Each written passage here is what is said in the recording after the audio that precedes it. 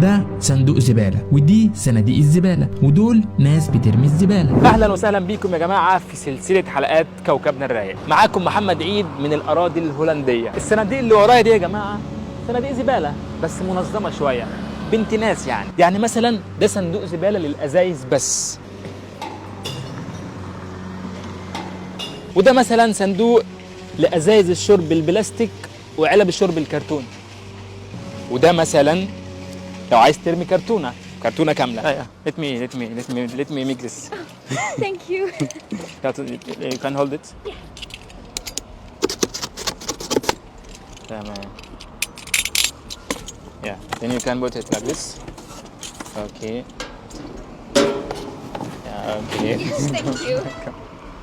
وده مثلا لو عندك هدوم وعايز ترميها ما ترميهاش، حطها في الصندوق ده. انت اكيد طبعا مش هتيجي بكيسه الزباله تقف قدام الصناديق دي، دي ازازه، هناك بلاستيكايه، هنا حته قماشه، ترجيع، لا اكيد طبعا مش كده. انت هتكون مرتب كل حاجتك في البيت قبل ما تيجي بس على الرمي. النظام حلو يا جماعه، ما فيش كلام. طب بالنسبة بقى يا جماعة للزبالة العادية، بواقي أكل، الزبالة العادية يعني بعيدا عن البلاستيك والكلام ده، البوكس ده يا جماعة، لكن بشرط. هنا يا جماعة بيستخدموا الكارت دون عشان يفتحوا بيه الزبالة. بصوا، من غير الكارت الزبالة ما تتفتحش. تعرفوا يا جماعة ليه فصلوا ده عن ده؟ لأن الأزايز، البلاستيك، الورق، الهدوم، الكرتون ممكن تعمل له إعادة تصنيع. تخيلوا بقى يا جماعة لو البلدية اكتشفت إن أنت حطيت الحاجة اللي ممكن يتعمل لها ريسايكلينج مع ده اللي هو الزبالة العادية. You will get a fine. Yeah. Get a fine if you didn't recycle it. Yes. تدفع غرامة. قولوا لي بقى إيه أخبار صناديق الزبالة في بلدكم؟ ايه بتعملي ايه؟ فلوس دي يا ماما، فلوس. تعالي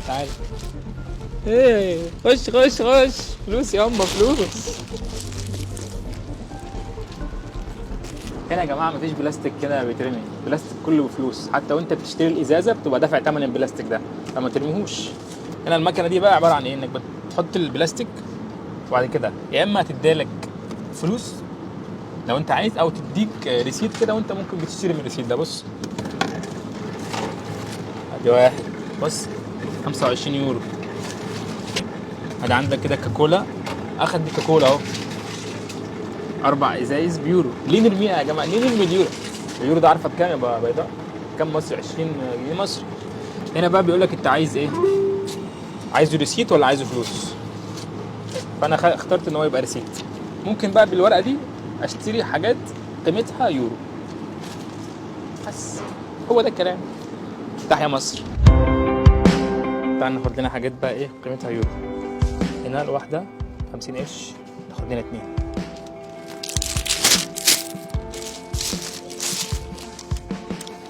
ثانك يو. ها قولوا لي بقى، عندكم مكان زي ده في بلدكم ولا لا؟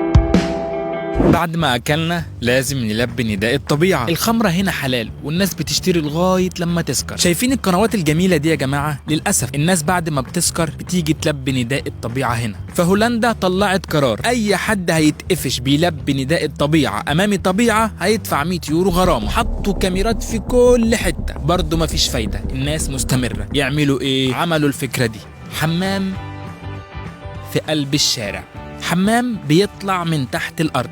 تيجي بكل احترامك، تلبي متطلباتك بكل شياكة وتتوكل على الله. النظافة من الإيمان يا جماعة أهو.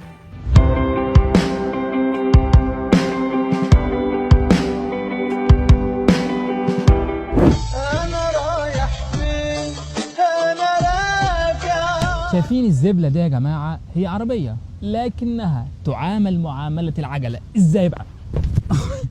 يعني العربية دي تركن في الركنات اللي بتركن فيها العجل، لا يجوز لها ان هي تركن في مكان عربيات. بتمشي في الطريق اللي بيمشي فيه العجل، لا يجوز لها ان هي تمشي في طريق العربيات. الطريق الاحمر ده يا جماعه طريق العجل، وده الطريق الوحيد اللي ممكن تمشي فيه العربيه دي، انما الطريق التاني ده طريق العربيات، ملهاش رخصه. اي حد ممكن يسوقها عادي. This car you can drive without a license. You only need to be 16 years old. صناعه هولنديه امسترداميه 100%. ليه بقى؟ لان هنا يا جماعه في هولندا عدد العجل ضعف عدد البشر اللي عايشين جوه هولندا، يعني كل واحد معاه عجلتين تقريبا، فقال لك يعملوا الكرتونه دي مريحه جميله، ممكن تحط فيها حاجات في العربيه ورا. افتح، ممكن تحط فيها شنطه مثلا كامله هنا، شخصين بس. تعالوا ناخد لفه في المدينه دي. اوب Let's go! Let's go, man!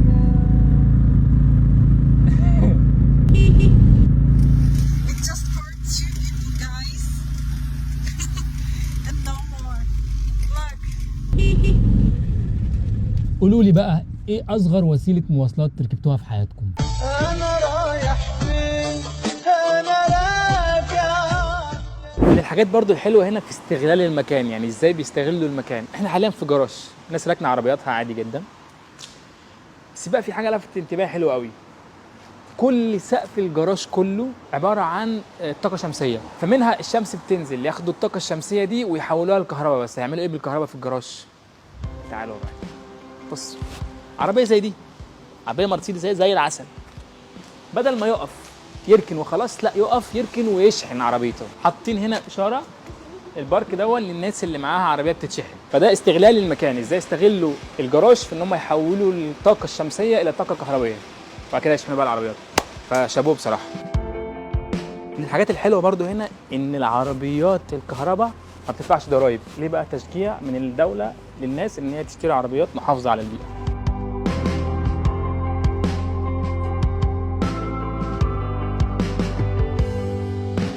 من الحاجات الغريبه برضو يا جماعه في هولندا هو الجراج اللي انا فيه ده يا جماعه. مش جراج عربيات، لا هو جراج عجل، لكن هو اكبر جراج عجل في العالم. موجود بالظبط في مدينه اسمها اوتريخت.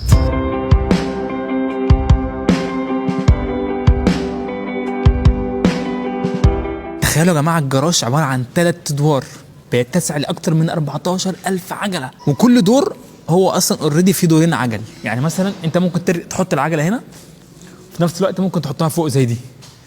يعني بص اهو بيعمل ايه، تسحب دي للاخر